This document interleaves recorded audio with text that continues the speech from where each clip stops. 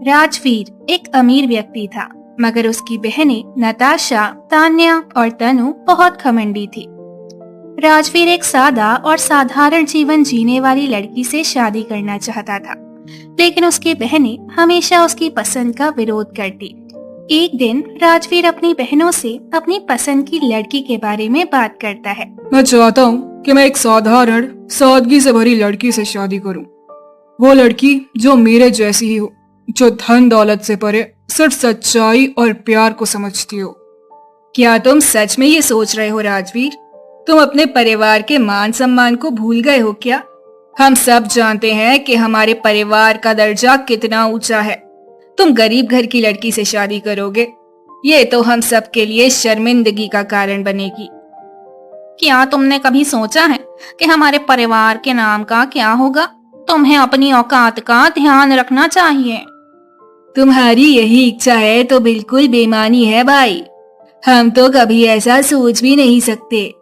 मैं सिर्फ एक सच्चे रिश्ते की तलाश में हूँ। मुझे किसी नाम या पैसों से कोई फर्क नहीं पड़ता। राजवीर इस बात से परेशान होकर अपने ड्राइवर से बात करता है। तुमने कभी ऐसी लड़की के बारे में सुना है जो पैसे या नाम की परवाह ना करती हो? जी साहब, और एक बार मैंने एक एनजीओ में काम करने वाली लड़की को देखा था जिसका नाम दिशा है। वो बहुत ही समझदार और शिक्षित है, लेकिन फिर भी उसने पैसे की चिंता कभी नहीं की। वो सिर्फ बच्चों के लिए काम करती है, उनकी खुशी के लिए। वो कैसी लड़की है? वो एक सच्ची इंसानियत की मिसाल है। उसने समाज की भलाई के लिए अपना जीवन समर्पित किया है। राजवीर अब दिशा से मिलने के लिए उत्सुक हो जाता है और अगले ही दिन ड्राइवर के साथ एनजीओ पहुंचने का तय करता है। एनजीओ नई किरण में एक हॉल में बच्चे पढ़ाई कर रहे थे। दिशा एक छोटे से ब्लैक बोर्ड पर बच्चों को पढ़ा रही थी। राजवीर अपने ड्राइवर के साथ अंदर आता है। यही है वो एनजीओ। काफी साधारण जगह है। जी सर, लेकिन यहाँ बहुत अच्छा काम होता है। राजवीर आगे बढ़ता है और बच्चों को पढ़ाती दिशा को देखता है। चलो रोहन, बताओ, अगर तुम्हारे पास 5 सेब हैं और 3 दोस्तों को देने हैं तो कैसे बांटोगे? हर दोस्त को 1 दूंगा और मेरे पास 2 बचेंगे। बहुत बढ़िया। अब सोचो, अगर तुम चाहते हो कि सब खुश रहें तो क्या करोगे? मैं अपने दोनों सेब भी उन्हें दे दूंगा। राजवीर ये सब देखता है और प्रभावित होता है। वो धीरे धीरे दिशा के पास जाता है। आपका नाम? दिशा शर्मा। और आप? राजवीर मल्होत्रा। मैं यहाँ एनजीओ के लिए कुछ दान देने आया हूँ। दान से ज्यादा हमें लोगों की मदद की जरूरत होती है। केवल पैसे देने से बदलाव नहीं आता, बल्कि किसी की जिंदगी में वाकई बदलाव लाना पड़ता है। आपका नजरिया अच्छा है, लेकिन आप किसी बड़ी कंपनी में आराम से लाखों कमा सकती थी, फिर यहाँ क्यों? क्योंकि खुशी पैसों से नहीं खरीदी जा सकती, बल्कि बांटने से बढ़ती है, और मुझे यही करना पसंद है। राजवीर के चेहरे पर हल्की मुस्कान आ जाती है। उसे पहली बार महसूस होता है कि ये लड़की बाकियों से अलग है। उस दिन के बाद राजवीर रोज रोज एनजीओ आने लगता है। कुछ दिनों बाद उसकी दिशा से बहुत अच्छी दोस्ती हो जाती है। कुछ दिनों के बाद दिशा और राजवीर एक दूसरे से प्रेम करने लगते हैं। एक दिन राजवीर की तीनों बहनें नताशा, तान्या और तनु सोफे पर बैठी थी। उनकी माँ भी वहीं बैठी थी। राजवीर उनके सामने खड़ा था। मुझे आप सबसे कुछ बात करनी है। हाँ बोलो भैया, क्या कोई नई कार ली है? नहीं, मैं शादी करने वाला हूँ। शादी? हमें पहले क्यों नहीं बताया? क्योंकि मैं चाहता था कि पहले मैं खुद पूरी तरह से इस फैसले को समझ लूं। एक सेकंड के लिए सन्नाटा छा जाता है, फिर तनु हंस पड़ती है। दिशा, वही लड़की जो किसी एनजीओ में काम करती है, जो मिडिल क्लास है। आपको क्या लगता है कि आप उससे मिलोगे और तुम्हारी बहनों को पता भी नहीं चलेगा? कम ऑन भैया, प्लीज मजाक मत करो। तुम मल्होत्रा फैमिली के वारिस हो। हमारी फैमिली हाई फाई सोसाइटी में रहती है और तुम एक मामूली लड़की से शादी करना चाहते हो। दिशा मामूली नहीं है, वो बहुत खास है। उसकी सोच, उसके विचार, उसकी इंसानियत, सब कुछ बेहतरीन है। तो तुम कह रहे हो कि हाई सोसाइटी की सुंदर लड़कियां इंसानियत नहीं समझती ही? नहीं, लेकिन दिशा दिल से अच्छी है और यही मेरे लिए मायने रखता है। इतना कहकर राजवीर वहां से उठकर चला जाता है। राजवीर के जाते ही तीनों बहनें एक दूसरे की ओर देखने लगी।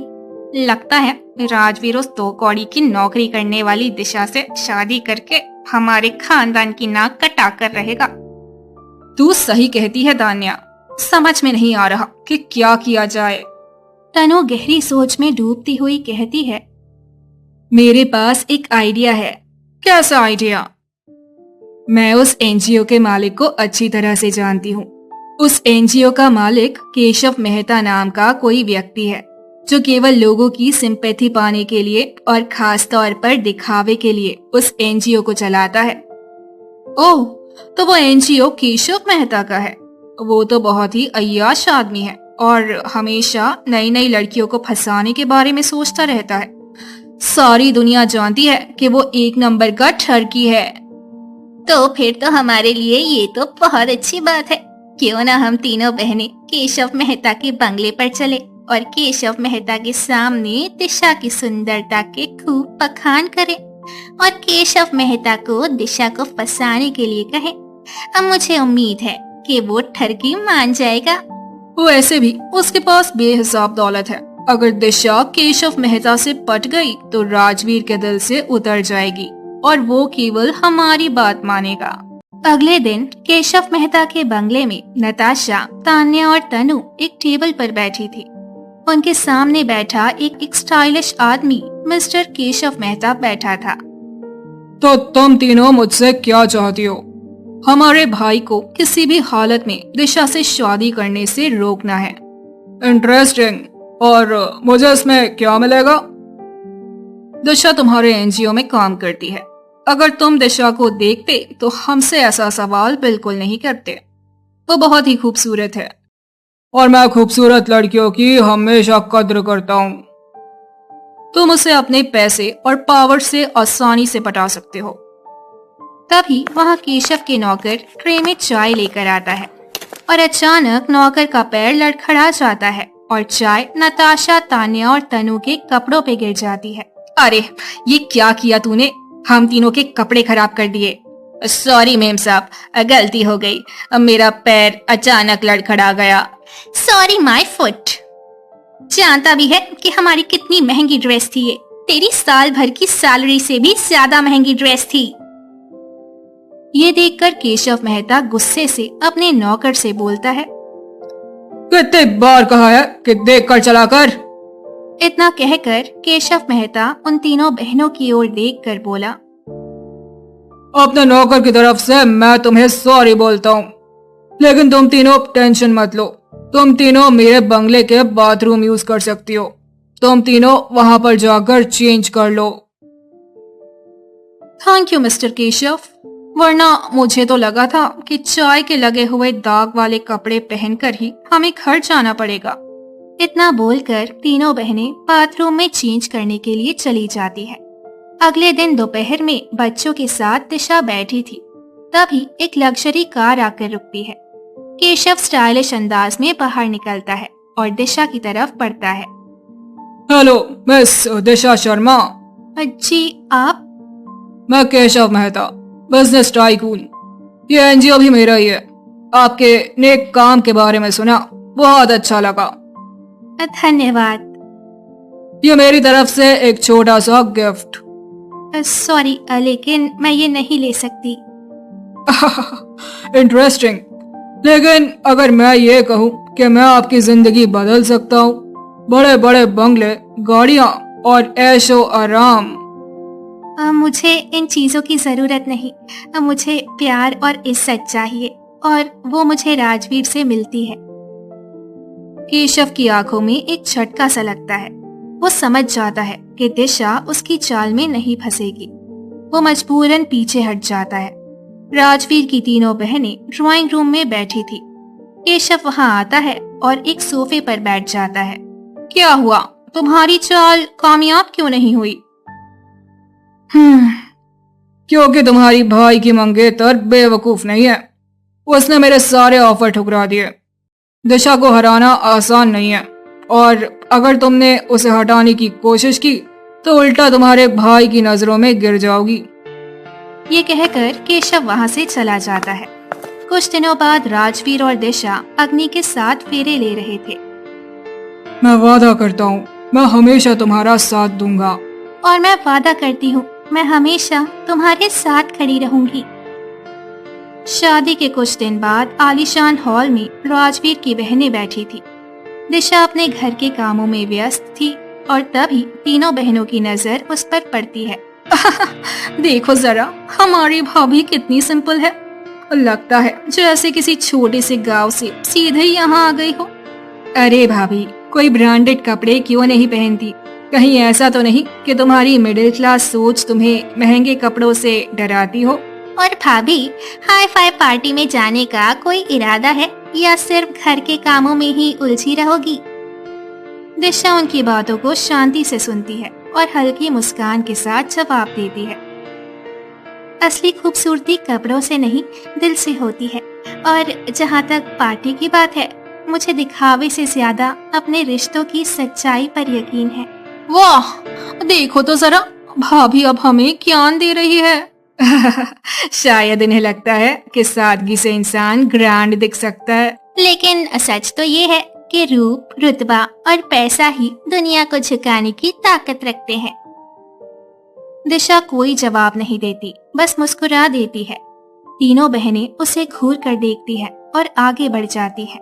कुछ दिन बाद बूढ़ा बिजनेसमैन केशव तीनों बहनों को अपने ऑफिस बुलाता है। केशव अपनी रईसी भरे अंदाज में काउच पर बैठा था।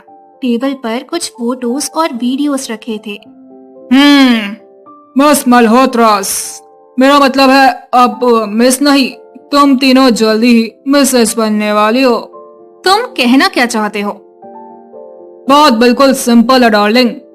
या तो तुम तीनों मुझसे शादी कर लो, या फिर ये तस्वीरें और वीडियोस जो मैंने तुम तीनों बहनों के नहाते वक्त अपने आदमी से बनवाए थे, कल सुबह हर मीडिया चैनल और सोशल साइट्स पर वायरल कर दूंगा। तीनों बहनों के चेहरे से खून उतर जाता है। वे एक दूसरे को घबराई हुई नजरों से देखती हैं। तुम हमें ब्लैकमेल कर रहे हो? अरे नहीं डार्लिंग, ऐसा ब्लैकमेलिंग नहीं, एक शानदार डील कहते हैं। तुम्हें मेरा नाम, मेरी दौलत और मेरी ताकत मिलेगी, और बदले में मुझे तुम तीनों। हमारी मजबूरी का फायदा मत उठाओ। ओ बेबी, ये दुनिया ऐसी है, यहाँ कमजोरों की कोई जगह नहीं। तीनों बहनें पूरी तरह फंस चुकी थी। उनके पास कोई रास्ता नहीं था। आखिरकार उन्हें अपनी इज्जत बचाने के लिए ये शादी करनी पड़ी। शादी के कुछ दिन बाद राजवीर अपने कमरे में बैठा था, जहां उसकी माँ और परिवार के कुछ अन्य सदस्य मौजूद थे। मेरी बहनों को पैसों की कमी थी क्या? मैंने सोचा नहीं था कि वो तीनों इतनी गिर जाएंगी कि उस बूढ़े आदमी के साथ अपनी जिंदगी बिताने को तैयार हो जाएंगी। तभी दिशा कमरे में आती है। शायद हमें सच्चाई पता करनी चाहिए। और क्या बचा है जानने को? मेरे लिए मेरी तीनों बहनें मर चुकी हैं।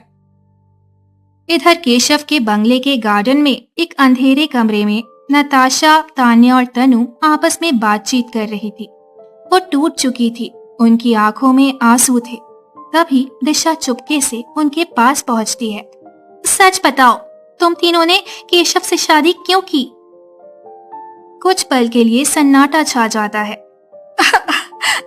हमें मजबूर किया गया था दिशा। केशव ने हमें ब्लैकमेल किया। हम उसके जाल में फंस चुके थे। हमें बचाने वाला कोई नहीं था। दिशा की आंखें नम हो जाती हैं। उसे अब सारी सच्चाई समझ आ गई थी। वो चुपचाप वहां से चली जाती है। अगले दिन केशव अपने ऑफिस में बैठा था। तभी पुलिस दरवाजा तोड़कर अंदर घुसती है। केशव मेहता, आपको महिलाओं के शोषण और ब्लैकमेलिंग के आरोप में गिरफ्तार किया जाता है। केशव चौंक कर खड़ा हो जाता है। उसके चेहरे पर डर साफ झलकता है। ये क्या बकवास है?